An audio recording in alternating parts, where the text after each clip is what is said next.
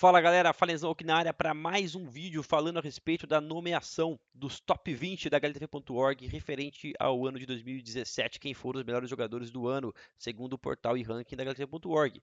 E hoje vamos falar do número 19, que foi o Olof Meister, jogador sueco de extrema qualidade, que começou o ano jogando pela Fnatic, numa line-up que misturava aí alguns talentos, como o disco Doplan, o Twist, e depois ele acabou voltando a montar o time com a Fnatic, que é considerada aí um dos melhores times de CSGO da história, né, junto com o Flusha, junto com o JW, com o Krins e o Dennis na época. Eles chegaram a remontar esse time para esse ano, mas o time não teve o sucesso que eles esperavam e eles acabaram separando agora, mais ou menos aí depois da segunda metade do ano. Né? Então o Olofmeister meio que jogou para 3 times esse ano, 2 vezes pelo Fnatic e mais recentemente pelo FaZe. Né?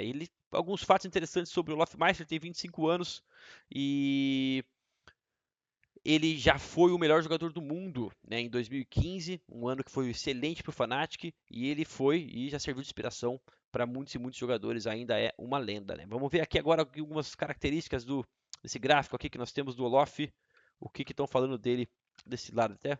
Deixa eu mover a minha câmera levemente para cá. Vamos lá. Ganhou 3 títulos esse ano, ganhou a SL Nova York, junto com o FaZe, a E-League Premier, que foi com o FaZe também, e a ECS S4 Finals, que foi essa em Cancún, o último campeonato do ano, com o FaZe também.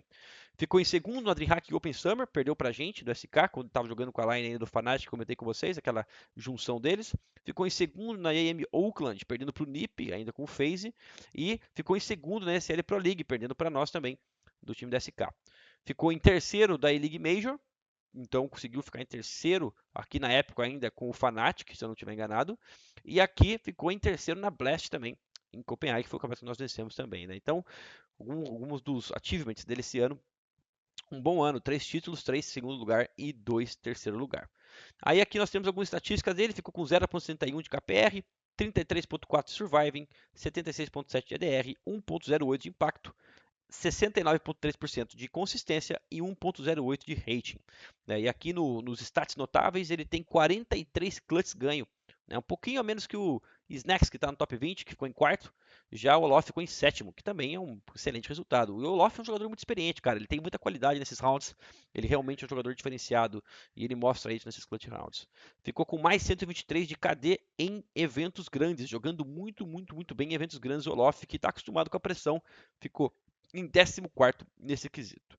Aqui diz um pouquinho sobre a história do Olof. Ele começou jogando CS 1.6, brincou um pouquinho aí da versão 2009 e 2012, jogou com alguns nomes como o X e o Pronax, mas nunca teve muito sucesso como CS 1.6.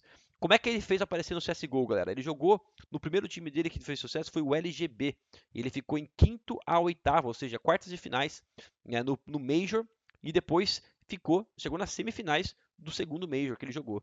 Né? E aí foi que ele foi revelado, né? Que aí começou a chamar muita atenção e foi chamado para juntar para o Fnatic no meio de 2014. Né? E foi a partir daí que ele decolou. Meio de 2014 até o final de 2015, o Olof arrebentou com o Fnatic, arrebentando, ficando aqui, ó.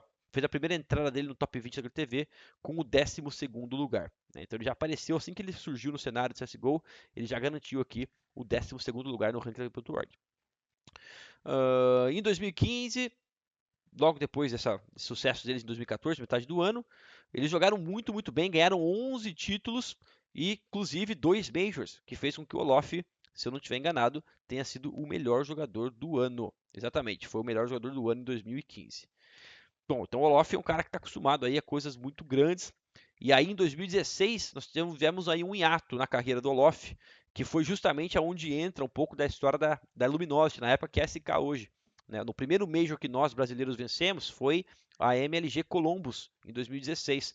E nesse campeonato o Olof acabou jogando com uma lesão no pulso. Né? Ele teve um problema no pulso, na mão, no antebraço, e ele não jogou muito bem esse campeonato, porque ele teve que tentar ficar um tempo sem jogar para melhorar o braço e tudo mais. E aí eles meio que perderam um pouco da confiança da equipe, né? Se abalou um pouquinho o jogo do Loft e a confiança da equipe, né? E meio que casa, né, o declínio daquela Fnatic com a ascensão da Luminosity SK no começo de 2016. Depois o Dennis acabou entrando nesse Fnatic no lugar do Pronax. E ele acabou ficando em oitavo do ranking em 2016. Então, mesmo assim, mesmo que o Olof, que o Fnatic não tenha tido o mesmo sucesso em 2015, ainda foram muito bem em 2016 e ele ficou em oitavo do ranking.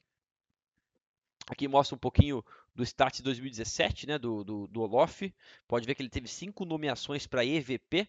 O EVP ele é um cara que poderia ser MVP, né? Então um dos candidatos a ser MVP. Então ele teve 5 nomeações. Significa que nesses 5 campeonatos ele jogou muito bem. Né? E são campeonatos que eles foram bem. Pode ver que são campeonatos que eles tiveram muito efeito.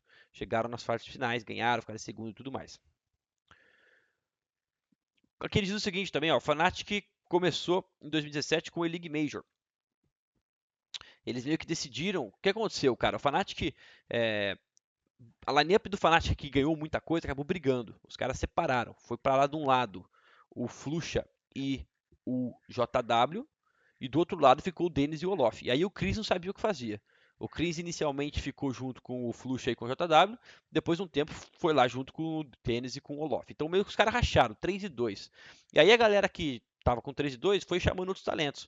Né? Alguns entraram pro Godsent, chamaram, jogaram com o Lecro, jogaram com o Disco do Plan, alguns jogaram no Fnatic, com o Twist e tudo mais, e vice-versa. Os caras fizeram um puta de um troca-troca nesses dois times. E aí chegou uma hora que esses dois times não estavam funcionando. E aí o que os caras fizeram? Meu, galera, pelo amor de Deus, vai, nós estamos jogando com os caras novos aí, não tá dando certo. Vamos juntar a galera aí da velha guarda pra gente montar um timaço. Foi mais ou menos o que eles fizeram. E aí eles voltaram com tudo para tentar reconquistar o cenário de CSGO com a lineup que tinha tido muito sucesso antes. Só que, meu, a expectativa para esse time sempre foi muito alta. Não a cobrança da comunidade, que também existe, mas a cobrança deles mesmos, de trazer esse time vitorioso de novo, reviver esse time, é que, meu, qualquer coisa que não fosse o primeiro lugar, e o Olof fala isso aqui, não seria o suficiente para eles. Eles queriam ganhar. Né? E se eles ficassem em segundo, não importa, não era o suficiente. Então eles tinham essa pressão massiva em cima deles e acabou que eles não conseguiram os resultados muito rápidos. Eles foram evoluindo, foi um pouco devagar, alguns campeonatos perderam pra gente, chegaram na final da DreamHack Summer na Suécia e perderam pra gente na final, o que não foi um resultado ruim, mas para eles qualquer derrota não era suficiente. Né? Então eles tentaram lidar um pouco com isso, tentaram cavalgar um pouquinho para melhorar o time em alguns momentos, mas não foi o suficiente. E acabou acontecendo que o Olof conta aqui, né, que mais ou menos no final do ano, mais ou menos aqui em setembro, se não estiver enganado, agora não sei exatamente o mês que ele fala isso, ele recebe um convite para entrar na equipe da FaZe. Né? Então a FaZe estava reformulando, aí fala aqui, ó, a FaZe reformula o time, convidando o Guardia, que estava vivendo um mau momento também lá na equipe da Navi, e chama também o Olof. E ele diz o seguinte: eu recebi a oferta durante o Major, e no começo eu não sabia o que fazer. O FaZe era o melhor time que nós no período, e eu sabia que era praticamente garantido que se a gente não ganhasse o Major com a Fnatic, a gente teria que trocar alguma coisa. Então, por mais que parecesse uma escolha muito óbvia para algumas pessoas, foi uma difícil decisão de tomar, porque toda a história que eu tive foi com o Fnatic e a organização como um todo. Eles sempre fizeram tudo comigo certinho e trataram a gente do melhor jeito possível. Então eu devo bastante a eles o que eu, por ter me deixado, por ter me ajudado a virar um profissional. Depois do Major, quando o Major acabou, eu disse para eles que precisava pensar alguns dias sobre a decisão e comecei a falar com meus amigos e família. E fiquei feliz com a decisão que eu tomei. Acho que foi bom para os dois lados. Né? Então ele acabou aceitando, né, essa chamada para o FaZe, que eu achei também que ele fez certo. Ele realmente tinha que ir para o FaZe, o Fnatic não estava dando certo. O FaZe é um time com potencial enorme, né, eles mostraram isso durante a parte final do ano e foi bom realmente para os dois lados. O Fnatic está se acertando agora também sem o Olof. Que fala um pouquinho sobre o começo dele no FaZe. O começo do FaZe dele não foi muito bom, eles perderam na fase de grupos do primeiro campeonato e meio que foi um estralo para eles, que eles tinham que fazer as coisas um pouco diferente. E logo depois eles já chegaram arregaçando 2 campeonatos consecutivos. Inclusive teve um campeonato que eles ganharam que não deu graça, eles não perderam nenhum mapa. Chegaram massacrando todo mundo. Depois teve alguns campeonatos aí que eles acabaram nos enfrentando, alguns outros campeonatos que eles perderam antes de nos enfrentar, mas foram bons campeonatos também, eles ganharam do Astralis algumas finais. E um fato curioso é que o FaZe, né, até mesmo antes do Loft, não bateu em nenhum momento o SK e continua sem bater. Ganharam alguns mapas em fase de grupo que não eliminava ninguém, mas em playoffs, semifinais e finais, o FaZe não conseguiu bater SK ainda, mesmo com o Loft entrando no time depois. E aqui ele diz um pouquinho, né, sobre isso. Ó. A primeira vez que nós enfrentamos o SK, eu senti um pouquinho de diferença na comunicação e percebi que a gente estava um pouquinho mais estressado que o normal. Porque em outros jogos, porque eu senti que em outros jogos a gente estava um pouco mais conciso. E é claro que eles são o time a ser batido e eles têm uma vantagem mental. Entretanto, eu já estive do lado que eles estão, que a SK está hoje. E o que precisa é de uma ou duas vitórias para essa vantagem mental ir embora. Então, espero que a gente consiga bater eles e que a gente consiga ter ainda mais um matchup ainda mais parelho no ano de 2018. Então ele diz o seguinte aqui, esse cara tem uma vantagem mental por sempre ter ganho, né, por sempre conseguir vencer, os jogadores entram um pouco mais nervosos contra o nosso time e que ele sentiu isso a primeira vez que jogou com a gente, né, e que ele espera arrumar isso em 2018 e conseguir algumas vitórias para que essa vantagem mental nossa vá embora. Ele comenta mais algumas coisas aqui, e aí chega na parte final aqui, ó. Por que, que o Olof foi escolhido, né? O 19º jogador de 2017? Por que, que ele está aqui? Aqui diz o seguinte, ó. Com os 7 meses que ele teve no Fnatic, não teve muito sucesso. A não ser o segundo lugar na DreamHack Open Summer, que ele chegou a ficar entre os candidatos para MVP. E o level do Olof Meister na segunda parte de 2017 ajudou o FaZe a garantir 3 títulos. E também garantiu mais 4 candidatos a MVP para o Olof. No decorrer do ano, seu rate foi 1.08, que é o menor de todo o top 20. Ou seja, de todos os 20 jogadores que foram aqui nomeados na Glitch.org, ele tem o menor rating. E, diferentemente dos outros players, os números do Olof não droparam nos playoffs ou em grandes finais que ele jogou. Então, ou seja, ele foi consistente. Quando ele chegava em final, quando ele chegava em playoffs, ele estava jogando bem, do mesmo jeito que ele sempre joga. E nas 6 finais que ele teve parte no ano, ele sempre conseguiu deixar um rating 1 ou melhor. O que significa, que diz que ele teve um impacto em grandes jogos e uma habilidade muito boa de lidar com a pressão, né? Então ele não peidou na farofa, vamos dizer assim, nos playoffs, o Olof. Além disso, ele foi muito bom, né, no geral, sempre colocando números muito bons em abertura de kills, encontrando a primeira kill. Foi bom nos clutches, ficando em sétimo, e também garantindo metade dos clutches quando eles fizeram uh, a, essa grande caminhada deles aqui, né, essa grande corrida que foi a DreamHack Summer, depois venceu a Premier, ficou em segundo na Oakland e ganhou a CS Season 5, ou seja, ele foi importante nos campeonatos que eles foram bem. Entretanto, aí diz um pouquinho aqui, agora diz um pouquinho por que ele não ficou melhor, por que ele não passou do 19, então se ele foi tão bem, falem. A falta de performances que tinham sido absurdas não deixou com que ele ficasse nada mais alto do que isso. Já que ele teve também alguns números de atuações que não foram tão fortes em alguns eventos.